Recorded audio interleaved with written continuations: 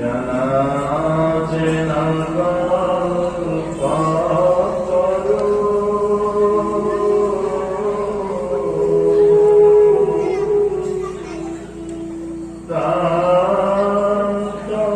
বিহরি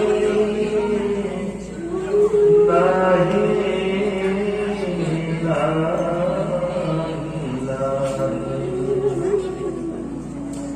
আমারা জীবনত নমায়নে সাধনার ক্ষেত্র এখানে গুরু ব্রহ্মা গুরু বিষ্ণু গুরুয়ে আমার বিষ্ণু রূপে পালন করে হৃদয়ের প্রেম করুণার পবিত্র প্রেমর সান্নিধ্যে এই গুরুর তিনটা মূর্তি আমাদের জীবনত কাম করে। গুরু সাক্ষাৎ পরম ব্রহ্ম, গুরুয়ে হল ভগবানের রূপ, গুরুয়ে হল ভগবানের শক্তি, গুরুয়ে হল ভগবানের তত্ত্ব। গুরু সাক্ষাৎ পরম ব্রহ্ম, তস্মৈ শ্রী গুরুবে নমঃ। অখণ্ড মণ্ডলাকারম, এই অখণ্ড মণ্ডল অনন্ত যে ব্রহ্মাণ্ড ব্যাপী আছে গুরুর ব্যাপ্তম ব্যাপী আছে সরাসর সমস্ত জগতৰ মাজত।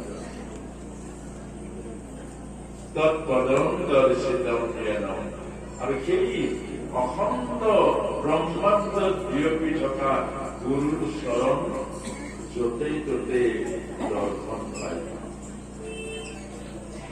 আৰু তাতে গুৰুৰ চৰণত সেৱা সম্পন্ন হয়। গুৰু দেহ নয়, গুৰু কৰবাত থাকিলে কৰবাত না থাকিলে গুৰু তেনেকুৱা নহয়। গুৰু হল আধ্যাত্মিক গুৰু, পৰমাৰ্থ গুৰু, সমস্ত জগতত জ্ঞান ৰূপে বিয়পি আছে।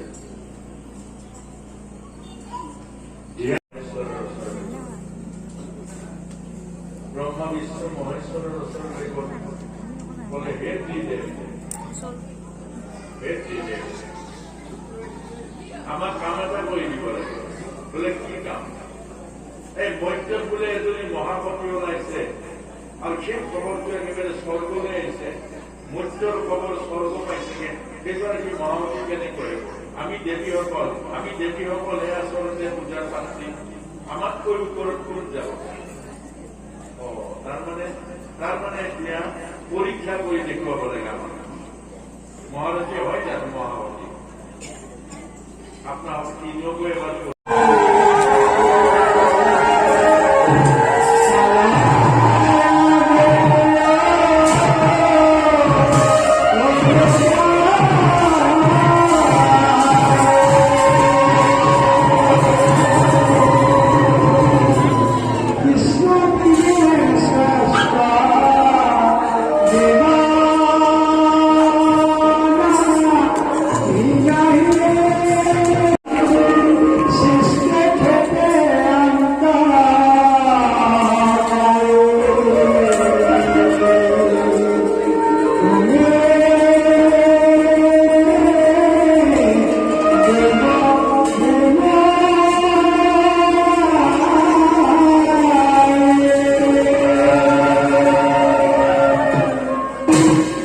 Krishna Krishna